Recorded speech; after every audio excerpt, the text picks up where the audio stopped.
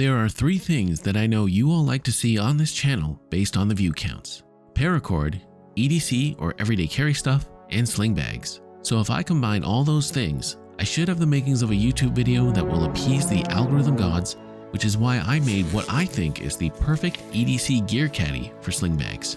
We're going to call this one the Paracaddy. And no, not Paradaddy. That would be me. So I don't know about you guys, but I'm always trying to optimize how I carry my stuff, and I think I might have come across something with a lot of potential that I'm going to try to recreate by the end of this video. I was browsing YouTube as I normally do, and I came across a video from a channel called Earthling EDC. I'm an Earthling and I love EDC, so I felt right at home. Also, the creator behind the channel, Phil, seems like a really down-to-earth guy who knows his stuff.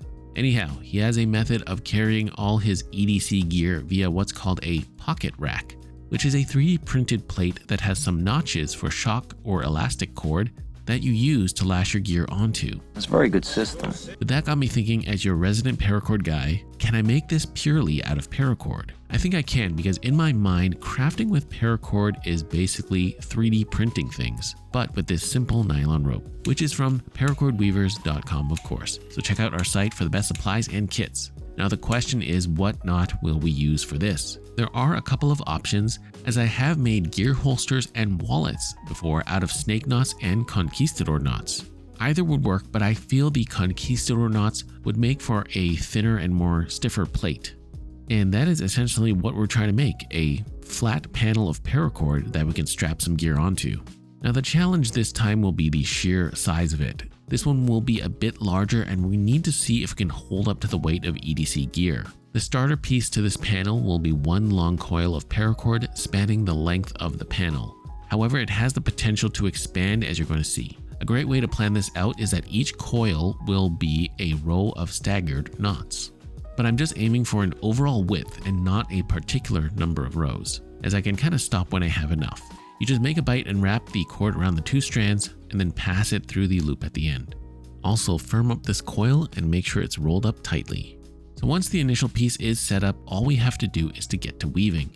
A lacing needle would be ideal for the scope of this project, but if you don't have one, you can always just melt the end of your running end to a point, let it harden, and that will become your lacing needle. This next part will make or break you, so pay attention, because it's not the knots that are difficult. As you can see, the conquistador knots are woven by going through a loop and having the running end stay on the inside of the loop or the side facing you. And if you can get past the first 2 rows, it should be pretty easy from there. The part that's going to really test you is just working the cord through the knots. Now, we're not working with a ton of cord, but it's not really a small amount either. So you're inevitably going to get tangles as you try to pull the cord through. And the easiest way to deal with this is to untwist the cord as you're pulling it, and you're going to get a great forearm and finger workout, but consider that a benefit. And as you weave this panel of knots, you can either put on a movie or your favorite Netflix show. So in the meantime, while alternate me is weaving, allow me to tell you a bit about my EDC as of late, and how this sort of caddy organizer is going to fit in. It's quite simple, as I tend to abide by the slice, light, and right motto. And that's what my EDC in terms of tools usually consists of, and it's often more than I need. I could probably get by without this stuff, but it's just nice to have when I actually do need it. So in terms of knife, I've been carrying the notorious EDC Kingpin slip joint as my cutting tool of choice. For my light source, I have the Olight i3T in carbon fiber. And for writing, this is the Big Idea Design mini titanium bolt action pen. And as a bit of extra, I have the Keratool sort of pry bar bottle opener by Petrified Fish. I would like to start also carrying my Knipex mini Cobras, as these have got me out of a jam many times, so I'm hoping this new Paracaddy can accommodate that as well. And the leather organizer that I have been using for this is the Triari from Steve over at Paradrop Leather. I'll sometimes front pocket carry this, or what I normally do is carry it in my sling bag. Quick point of interest here before I tell you about that though, when we reach the second row, we're going to turn the piece around and go in on the side of the loop that's facing you and stay to the right of the standing end, and then continue weaving. So you always stay on the side you're moving towards.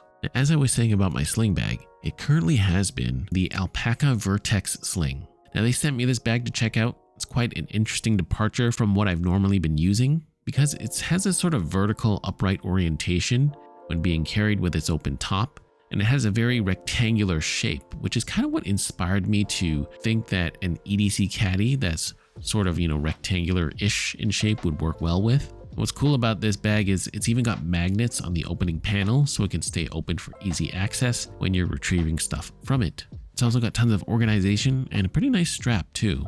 So overall, a great sling if you need a bit more room for additional gear like a camera and stuff, which I do tend to carry sometimes. I do have one issue with the zippers though, as they tend to get stuck going around the corners, which can be mildly annoying sometimes. Anyhow, not a complete deal breaker, just something to be cognizant of. I'd love to know how you guys carry your stuff, so let me know in the comments. We've gone over the gear and the bag, but what about the paracaddy? Well, something kind of unexpected happening as I was weaving. The entire piece started to curve a bit at the starting point, and I think this sort of just naturally happens if you make a conquistador panel a bit too large because, it is flexible. And at a certain point I realized I could have made mine a bit smaller, but for the sake of my sanity, I decided just to continue and push forward instead of, undo everything and restart. I also did the last row 1 notch short on both sides to make the corners nicely rounded. I was kind of hoping for a perfect rectangle, but either way, as the saying goes, that'll do, pig. That'll do. And here's my panel, and as I kind of expected, I think it's going to do okay. It's just a matter of seeing how we lash the gear to it. So for that, we're going to go with some shock cord, which is this nice elastic cord that should work well for this purpose. Now, because the conquistador knots have so many spaces and holes in them, so how you lash up your organizer is really up to you because you can pass the cord through just about anywhere. And I'm just going to pass the 2 cords from the back to the front to create 2 loops and join them with these silicone cord locks to hold the gear down as Earthling does. You could just cross the shock cords over, but I like the way this looks, and I do feel the slight grippiness of the silicone helps to hold the gear in place. We're going to use stopper knots to keep the cord from pulling through, and I think you could potentially join the cords together on the other side with some heat shrink tubing and some super glue, but I want my version to be a bit more modular and nothing too permanent. If you're using this multiple cord method, that does mean more stopper knots on the caddy, which can make it look a bit messy, but you can do it however you want. Does it look a little janky on the back? Yes, but we're going for utility here and not purely aesthetics. I used about 1 foot of shock cord per tool lashing, and I kind of just moved the slack to one side to tie the double overhand knots. So after messing around with it for a few tries, this is my setup. So I've got all the main tools on the front, and I can even slip the pry bar on the back, so easy access to the tools when I need them, and I think it just matches the bag kind of nicely too. And what I like about this system over something like, like an EDC pouch, with all the tools exposed, you don't need to go through that extra motion of unzipping a pouch to get at everything. It's all centralized, you don't need to remember which pocket or slot it's in, and it's just very convenient. Getting some of the gear back into the caddy though might be a little finicky. You can of course make an even smaller version of this if you carry less stuff, but of course do what works for you, and no need to get your jimmies all rustled because I'm doing things one way. This is just a guide, and make it work for you. So if you enjoy EDC gear, sling bags, and paracord mods, you should also check out these videos here.